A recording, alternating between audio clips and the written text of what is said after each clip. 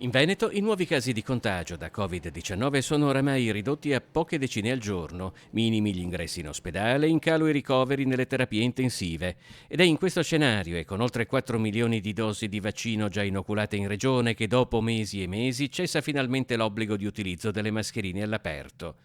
I dati sono buoni, eppure l'impressione, almeno girando per Mestre, è che la prudenza rimanga d'obbligo per molti.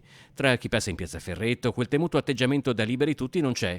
Anzi, l'impressione è che la maggior parte delle persone indossi ancora la mascherina. Non mi convince ancora il fatto di stare senza mascherina con queste varianti che ci sono in giro e fra l'altro io ho fatto soltanto il primo vaccino, devo aspettare di fare il secondo. E lei? No, io ho fatto anche il secondo, ma per solidarietà porto... Chiede la mano. Esatto. Le mutazioni sono un fatto naturale di ogni virus, ma possono rappresentare un problema per l'efficacia dei vaccini. Il virologo Fabrizio Pregliasco ha contato circa 700 mutazioni finora censite, di cui 4 piuttosto preoccupanti e un'altra decina sotto osservazione. E le mascherine, ha sottolineato il ministro della Salute Roberto Speranza, restano un elemento essenziale per combattere il Covid. Ha deciso di tenerla comunque? Parzialmente. In che senso?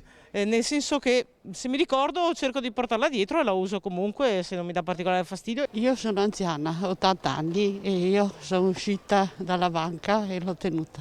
Preferisce tenerla ancora? Sì, ancora per un po'.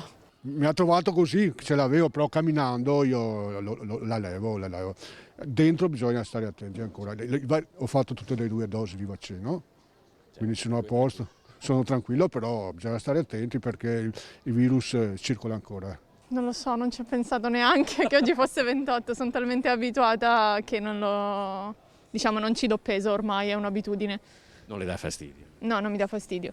Sono stata in Giappone un po' di tempo, quindi ero anche abituata prima che accadesse tutto questo nel mondo.